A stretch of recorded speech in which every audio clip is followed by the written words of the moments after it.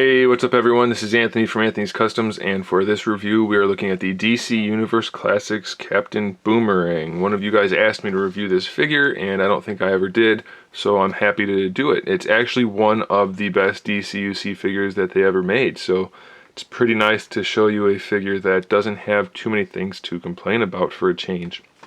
And I don't even like Captain Boomerang as a character, but they did a good job on him. He's almost 7 inches tall, about 6 3/4 inches tall, so he's a little bit tall, but that tends to be the case when they put the double jointed knees in these guys, which I absolutely love. He has double jointed knees and double jointed elbows, makes the figure look so much better, and then he has a lot of uniquely sculpted parts. Nobody else has these gloves. Maybe they reused parts of the sleeves, but I don't think so.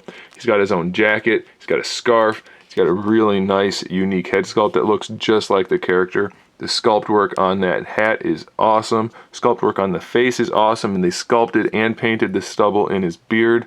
Nice little smirk on there. Tons of detail in the sculpt of the clothing. The main body is pretty much standard. He does have the a belt from side to side with boomerangs in it. For some reason they made that unsnap, and it's not really, I mean, it doesn't serve a purpose, so you're gonna just want to leave that snapped up, but that's okay. And then he has unique boots, or at least shin guards, so it's pretty cool that they made a really nice figure here. It's a shame they did it for Captain Boomerang. As far as I'm concerned, he's not really a top tier character. Again, this is just my opinion. I would have rather they put the money and detail into another figure, but that's irrelevant for the sake of this review because what we're looking at is a really well done figure. They did some shading on the sleeves and on the torso, none on the black here. They didn't do quite as much shading on the jacket, so it tends to not quite match, but it's not really a big deal. He does come with a boomerang. It's really soft, but they included it, so that's alright. As far as articulation goes, the head is on a ball peg, so we can look down. Can't look up too far. Definitely look from side to side. No problem. You can lean the head a little bit from side to side. And then we have ball hinge shoulders, pretty much standard for DCUC. Double jointed elbows, like I said, and a wrist swivel. Both hands have the pretty standard gripping hand. We do have an ab crunch.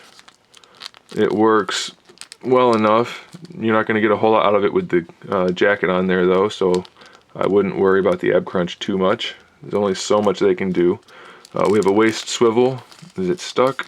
No, it's not stuck. The belt though is a separate piece, so it's going to want to move independently, and you can kind of just spin that around to help your posing. Standard DCUC hips, nothing new there. Full range of motion. Thigh swivel right there. Double jointed knees, really good range of motion, much better looking than the single jointed knees. We have an ankle pivot, goes pretty far back, decent forward, not too far though. No ankle rocker. The boots from this point down are glossy like the gloves, so that is pretty nice. I like this figure a lot. I'll pose him in a couple of poses and put some pictures at the end of the video for you guys, so stay tuned for that. And make sure you subscribe to my channel so you can see my upcoming figure reviews, custom figures, and other good stuff. And in the meantime, keep collecting.